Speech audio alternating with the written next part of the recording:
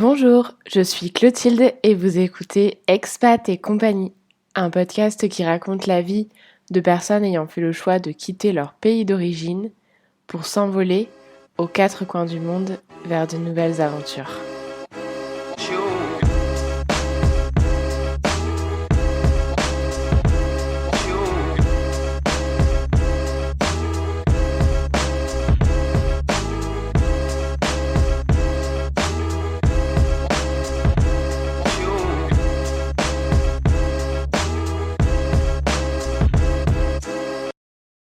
Bonjour Julie, je suis ravie de t'accueillir avec nous aujourd'hui dans le podcast Expat et compagnie. Est-ce que tu veux bien te présenter s'il te plaît à nos auditeurs?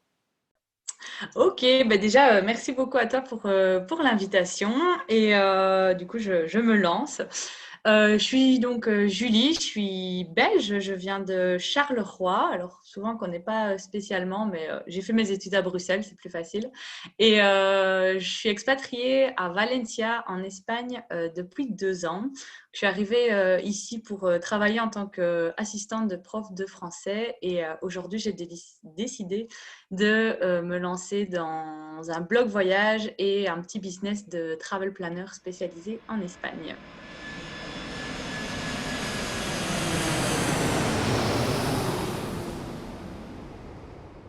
Valencia dit avec l'accent, ça nous fait déjà rêver.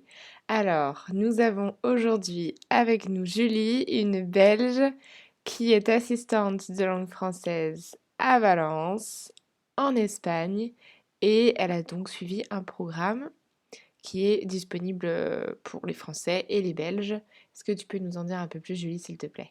Ouais, c'est ça. En fait, du coup, moi, dans mes études, j'ai pas eu l'occasion de faire d'Erasmus et j'avais vraiment envie de me lancer dans une aventure à l'étranger. Je trouvais que c'était une plus-value sur le CV d'avoir une expérience à l'étranger. Je pensais pas au départ rester. Après, je suis restée, mais voilà. Et je me suis donc un peu renseignée sur les différents programmes qu'il y avait. Et en Belgique, c'est avec Wallonie-Bruxelles International. Et je pense qu'en France, ça s'appelle le CIEP. Et donc, ils proposent des échanges, soit avec des stages, soit avec un travail. Donc, moi, j'ai choisi l'option travail et donc je suis partie comme assistante de langue française. Donc, je travaillais dans un lycée public espagnol avec un prof de français et moi, j'étais là pour la conversation, les activités un peu extrascolaires, etc. avec les élèves. Et voilà, du coup, c'était assez facile. J'ai dû rentrer un dossier de candidature à Wallonie-Bruxelles International. D'accord, donc tu as fait un dossier de candidature pour partir.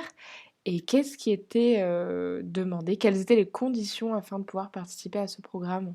La condition pour partir avec Wallonie-Bruxelles International, c'est d'avoir un diplôme de prof, ce que j'ai parce que j'ai étudié histoire et j'ai fait l'agrégation de prof d'histoire. Donc voilà, il fallait simplement avoir cette agrégation de professeur, le français comme langue maternelle, rentrer un dossier, voilà, petite candidature, etc. Et puis, ben, tu étais envoyé en Espagne. Tu dois choisir 3 villes dans lesquelles tu souhaites partir. Et moi, j'ai eu de la chance parce que j'ai eu mon premier choix qui était Valencia. Voilà du coup comment je me suis retrouvée en Espagne. D'accord, c'est vrai que c'est pas donné à tout le monde d'avoir une agrégation en histoire, mais je suppose que ça doit fonctionner avec d'autres matières, n'est-ce pas? Voilà, c'est ça, c'est vraiment parce que, par exemple, moi, dans mon année, tous les Belges qui sont partis, je pense qu'en Espagne, on était 30. Il y avait, par exemple, quelqu'un qui avait étudié les mathématiques et qui avait son agrégation en maths. C'était pas spécialement dans le domaine littéraire ou de prof. Ça pouvait vraiment être dans tout tant que tu avais, tu sais, les compétences pédagogiques pour donner cours et en même temps le français comme langue maternelle. Pour ceux qui nous écoutent, est-ce qu'on peut rappeler rapidement ce que c'est que l'agrégation? Oui, alors l'agrégation, c'est le diplôme pour être professeur dans le secondaire. Alors, pour la Belgique, en fait, la Belgique, il y a primaire et secondaire. Donc, primaire, c'est jusque 12 ans, et puis le secondaire, c'est de 12 ans à 18 ans. Alors, je sais bien qu'en France, c'est différent, et j'arrive jamais à retenir avec le lycée et le collège. Mais en gros, c'est pour donner cours en soi de 12 ans à 18 ans, à des élèves de 12 ans à 18 ans. Et il me semblait qu'en France, en tout cas, c'était en plus l'agrégation. quelque chose qu'on avait en plus de son master. Est-ce que c'est le cas aussi pour toi? Ok, oui, nous aussi. Donc, par exemple, moi, j'ai étudié histoire, donc j'ai un master en histoire, et en plus de ce master en histoire, j'ai l'agrégation, donc c'était une année supplémentaire. Avoir l'agrégation est un des critères essentiels pour la Belgique afin de laisser partir ces personnes en tant qu'assistants de langue française. À vérifier pour la France si c'est le cas également. Dans tous les cas, il est intéressant pour ceux qui souhaitent partir à l'étranger de regarder s'ils peuvent correspondre aux critères de sélection pour participer à ce type de programme, comme Julie. Et Julie, est-ce que tu peux nous dire ce qui t'a motivée à être assistante de langue française? Est-ce que c'est quelque chose dont tu avais déjà envie depuis longtemps ou est-ce que c'était simplement un moyen de pouvoir partir à l'étranger? Alors, un peu des deux en fait, parce que ben, tu vois, si j'ai fait l'agrégation, c'est que j'aimais quand même bien le côté prof, etc. Et finalement, du coup, sur le terrain, là, ici en Espagne, à donner classe avec des élèves, j'ai vraiment beaucoup aimé. Donc, c'est quelque chose qui me plaisait déjà un peu avant de partir et que ici, en arrivant, je me suis dit, ah, vraiment, c'est vraiment cool. Après, c'est vrai que c'était aussi une grosse opportunité pour partir facilement dans le cadre d'un échange, tu sais, avec tout l'administratif et tout qui va avec, c'était beaucoup plus simple. Une bourse aussi que je recevais pour travailler, donc ça a aidé aussi beaucoup. Donc un peu des deux. Tu disais tout à l'heure que ça faisait bien sur le CV d'avoir une expérience à l'étranger. Oui, en tout Pourquoi? cas, c'est l'idée que j'ai ou que j'avais. C'est une idée personnelle que tu t'en fais ou c'est une réalité en Belgique? Non, je crois que c'est une réalité réellement parce que je pense que si tu veux postuler et que tu as une expérience à l'étranger, je pense que c'est toujours une plus-value et que les employeurs aiment bien cette idée de que tu as pu partir, apprendre une nouvelle culture, vivre dans un autre pays, etc. Donc, pour moi, c'était intéressant de partir au départ, principalement pour ça. Bon, j'ai quand même une petite question qui me taraude. On Vas-y. n'en a pas parlé, mais est-ce que Julie, tu parlais espagnol avant de partir vivre à Valencia? Alors, ça se résumait à Hola, ¿qué tal? Me llamo Julie. Plus ou moins, non. J'exagère. Je parlais quand même un petit peu parce que du coup, pour partir avec la Belgique, il fallait quand même un niveau. Je pense que c'était A1 plus. Donc, tu sais, les bases. Il fallait que j'arrive à me débrouiller un tout petit peu en arrivant. Donc, j'ai un peu travaillé avant l'entretien, etc., de Wallonie-Bruxelles International. J'avais les petites bases et puis ben, c'est en arrivant ici, je suis arrivée, j'ai vécu 6 mois en colocation avec des Espagnols et vraiment ça a aidé à développer mon espagnol et maintenant je suis très à l'aise avec la langue. Maintenant, tu dirais que tu es bilingue?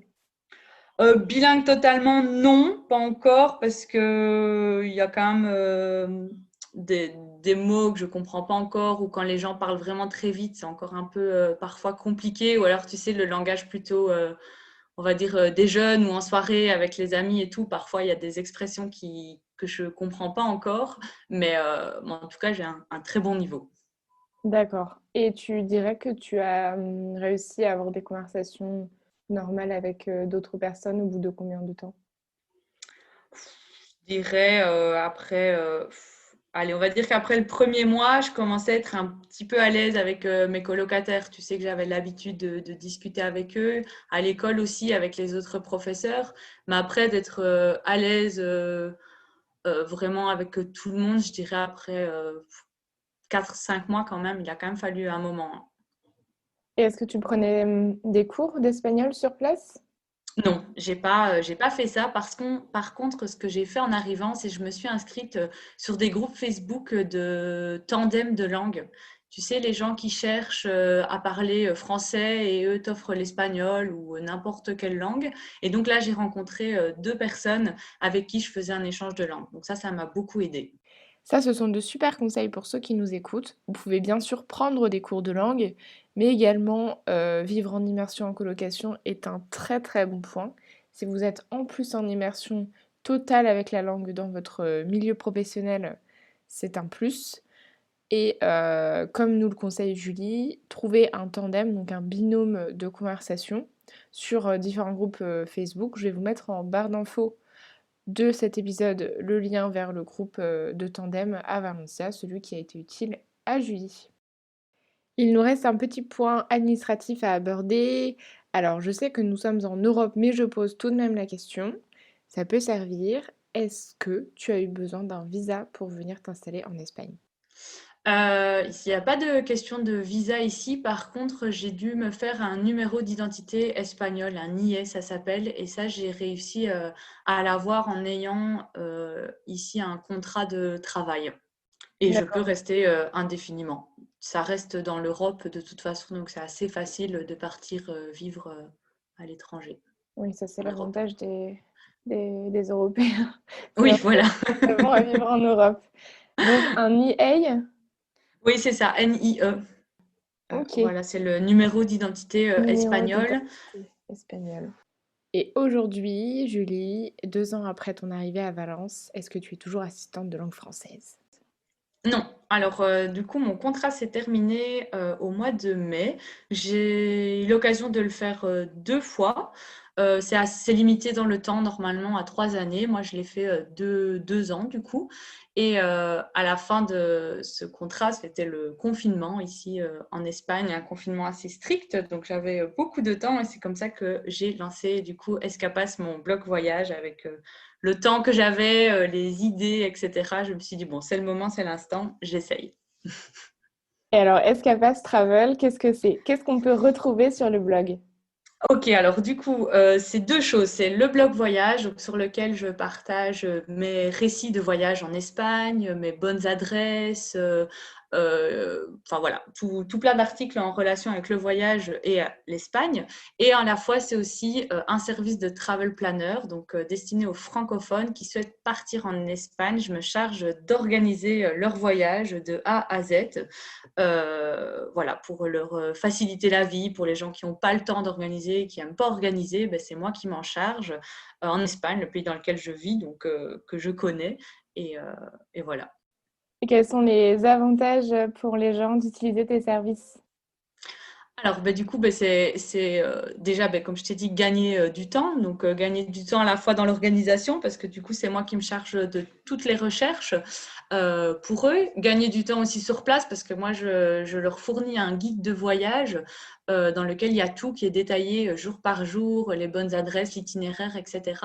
Et comme ça, ben, sur place, le temps est optimisé. Ils ne prennent pas le temps de chercher où aller manger ou de chercher quoi voir. Ils suivent le guide, ils se laissent un peu guidé pendant le voyage. Ça permet aussi, je pense, de déconnecter beaucoup plus facilement. Et puis ben aussi, ils font confiance à une experte, on va dire, parce que ben, je suis diplômée en tourisme, donc j'ai quand même appris beaucoup de choses. J'ai aussi déjà beaucoup voyagé en Espagne. J'ai, je pense, pas mal d'expériences dans le voyage. Et puis, ben, je continue à me former, bien évidemment. Donc, voilà. Alors du coup, ce blog service de travel planner s'adresse à un public francophone. Et à quel budget on peut espérer avoir son voyage organisé? Pour quel type de budget? Du coup, ça s'adresse à la fois ben, aux francophones qui ne vivent pas en Espagne, mais aussi aux francophones qui vivent en Espagne, parce qu'il y a une grosse communauté de francophones qui vit en Espagne. Donc, ça, c'est chouette aussi. Et le budget, c'est à peu près 25 euros par jour de voyage organisé. Donc, par exemple, pour, je ne sais pas moi, une semaine de voyage en Espagne, tu fais donc 7 fois 25 euros. Et moi, j'organise tout et je fournis le guide de voyage. Et à la fin de ce guide, il y a tous les liens de réservation. C'est super simple. Donc, il y a une page, il est écrit comment réserver. Tu cliques dessus, tu réserves tout ce qui reste à réserver. Et voilà. Je vous encourage à aller voir le blog de Julie qui est très bien fait. Et en attendant, nous allons parler de ce qui te motive, Julie, à rester en Espagne. Quels sont selon toi les avantages à vivre ici? Du coup, ouais, la météo, moi, c'est vraiment la première chose qui me motive ici, c'est la météo, surtout que quand tu viens de Belgique et qu'il pleut tout le temps. Ici, je suis vraiment très, très, très heureuse avec le soleil. C'est l'ambiance aussi. Alors, je vais parler hors coronavirus parce que c'est pas représentatif pour le moment. Mm. Mais sinon, les gens vivent dehors. Tout le monde est tout le temps dehors. Tu sors le matin à 7 heures, tout le monde prend son café avant d'aller travailler en terrasse. Tu sors du travail, tout le monde prend sa bière de l'après-midi avant de rentrer à la maison. Donc, j'adore cette mentalité d'être dehors un maximum. Tout le monde la vie beaucoup plus cool aussi. Les Espagnols, ils savent attendre, tu sais, attendre et ne rien faire, profiter, regarder ce qui se passe autour d'eux, attendre quelque chose que j'ai pas du tout l'habitude, moi, qui vient de Belgique, où tout va tout, enfin, je pense d'autres pays plus dans le nord, où tout va toujours vite, où on prend pas le temps de s'arrêter, etc. Ici, c'est plus cool. C'est vraiment ça, c'est plus cool. Il y a la météo qui joue aussi, et tout ça, j'adore. L'ambiance détendue, les terrasses, les gens dans la rue. C'est pas qu'un cliché. Alors, les gens mangent des tapas dans la rue Oui, et ils oui, prennent oui. avec le petit rayon de soleil qui va bien. Voilà, Mais c'est ça. C'est alors, vrai que la météo aide aussi, tu sais, attendre dehors sur une terrasse avec le soleil sur le visage et ou attendre sous la pluie, c'est quand même un peu différent. est-ce que les Espagnols sont accueillants? Est-ce que tu t'es créé une bonne communauté d'amis? Tu te sens intégrée en Espagne? Alors ouais, je me sens intégrée. Les Espagnols sont très accueillants, je trouve. Alors, ils sont très accueillants, ils sont très sociables, ils vont beaucoup t'aider, etc. Après, c'est vrai que rentrer dans un groupe d'amis, c'est un peu plus difficile parce que ben, je pense que c'est un peu comme partout, quand il y a des groupes d'amis, etc., qui sont formés, c'est toujours un peu plus difficile à intégrer. Mais moi, j'avoue, ici, j'ai eu beaucoup de chance, c'est que je t'ai pas raconté au tout début, mais je suis ici avec mon compagnon qui m'a rejoint après mes 6 premiers mois en Espagne toute seule. Et lui avait fait un Erasmus ici il y a 2 ans et c'était aussi constitué un bon groupe d'amis. Donc on les a retrouvés ici aussi et maintenant on est vraiment bien intégrés tous les deux en Espagne. Donc ça aide aussi hein, de ne pas être toute seule.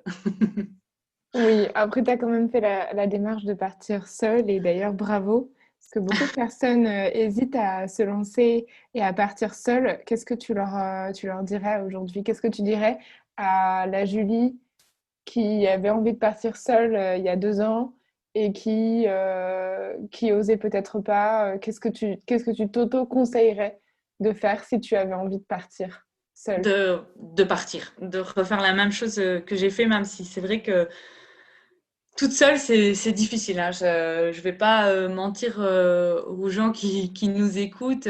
Tu sais, on entend souvent les histoires d'Erasmus qui disent que c'est la meilleure expérience de leur vie, etc. Et c'est vrai, franchement, je suis très contente aussi de l'avoir fait. Je parle d'Erasmus, mais je veux dire de partir à l'étranger, de partir toute seule. Mais quand je suis montée dans l'avion, qu'on a commencé à décoller, je me suis dit, waouh, waouh, waouh, qu'est-ce que je fais? Je vais me retrouver toute seule là-bas. Enfin, comment ça va aller? La première semaine, c'était un peu difficile. Et puis bah, après, tu dépasses un peu cette peur d'aller vers les gens, d'essayer de parler, etc. Et puis tout commence à aller tout seul. Et là, tu commences vraiment, réellement à vivre ta meilleure vie. Mais il faut dépasser toutes ces peurs et vraiment essayer. Parce que je pense que c'est que du positif, quoi qu'il arrive, même s'il y a des moments plus difficiles, au final, enfin, la morale, c'est que du positif. C'est quoi vivre ta meilleure vie? Ah, bah, pour moi, vivre ma meilleure vie, c'est d'oser faire plein de choses que j'avais jamais osé. Enfin, tu sais, ici, parfois, j'allais à des soirées sans connaître personne parce qu'il y avait eu un événement sur Facebook et je me disais, bon, en Belgique, j'aurais jamais fait ça. Et puis, ben, là, j'étais toute seule, donc j'avais pas le Mm. choix d'essayer d'aller à la Oui. rencontre des gens, etc. Et puis, ben, après, tu te sens super content. Tu te dis, waouh, je l'ai fait, j'ai rencontré des gens super cool. Donc, enfin voilà, du coup, pour moi, c'est ça. Et puis ben, aujourd'hui, vivre ma meilleure vie, c'est d'être ici en Espagne, au soleil, avec mon compagnon. On est super bien, je fais un boulot que j'aime bien. Donc voilà, c'est ça ma meilleure vie. Super chouette. Ah, on entend le soleil dans ta voix, on entend le bonheur dans ta voix. C'est super chouette. Et aujourd'hui, quels sont tes projets professionnels? Est-ce que le blog, c'est vraiment quelque chose qui te prend tout ton temps, une activité que tu développes? Comment ça se passe? Alors, du coup, ouais, Escapas, donc le blog et le service de travel planner, ça, je suis en train de le développer, mais je ne vis pas uniquement de ça pour le moment. Je continue à donner des cours de français, mais particuliers en ligne. Donc, pour le moment, je partage mon temps entre les deux.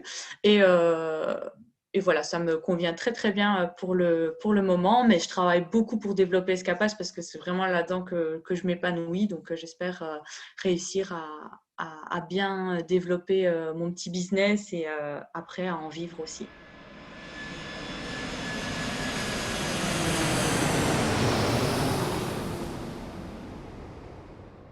On va pouvoir passer à la petite interview dans l'interview que je Ok. fais à chaque fois avec chacun de mes invités. Et c'est parti, Julie, quel est ton endroit préféré dans le monde? Question beaucoup trop difficile.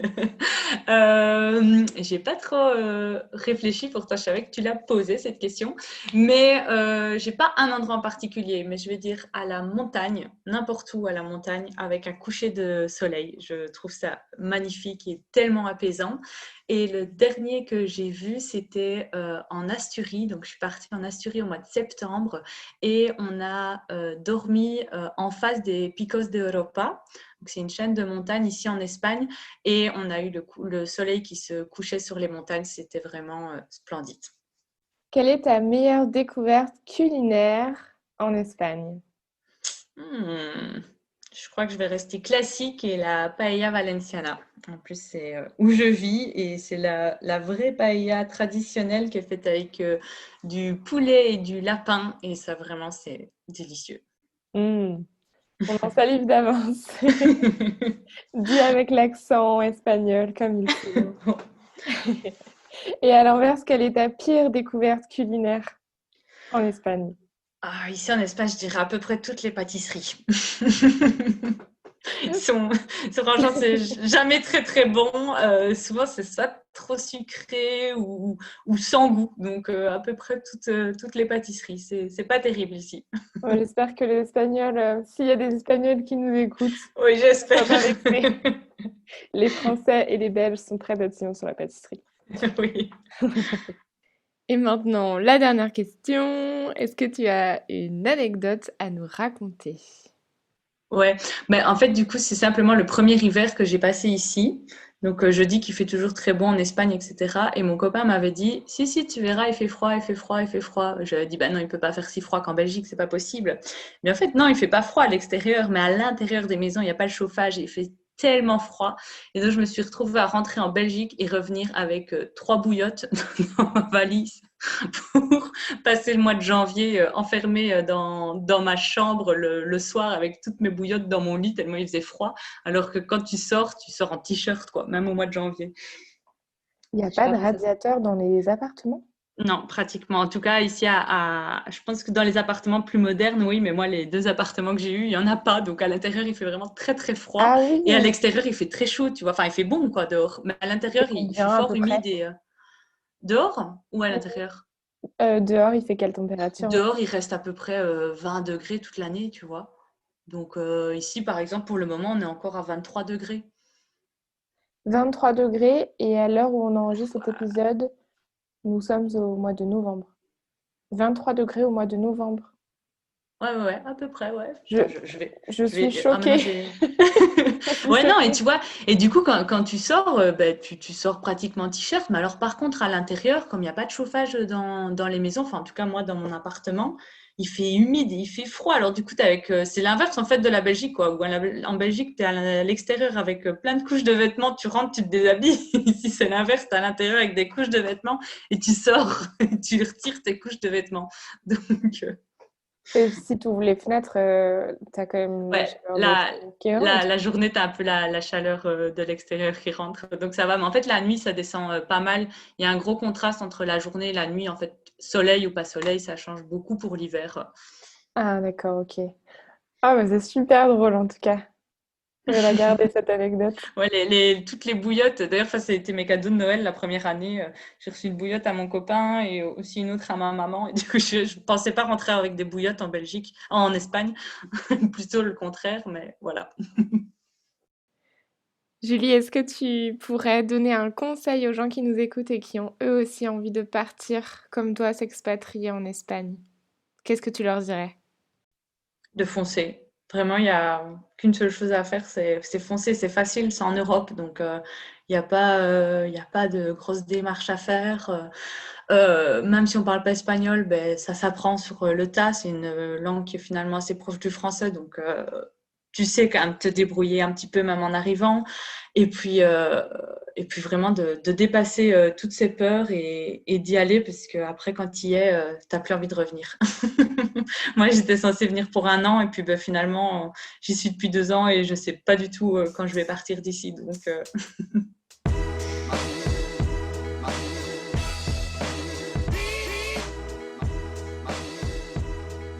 Vous venez d'écouter un épisode d'Expat et compagnie. Inspirez-vous et osez votre propre expérience de vie à l'étranger. Si cet épisode vous a plu, n'hésitez pas à le partager autour de vous. À bientôt!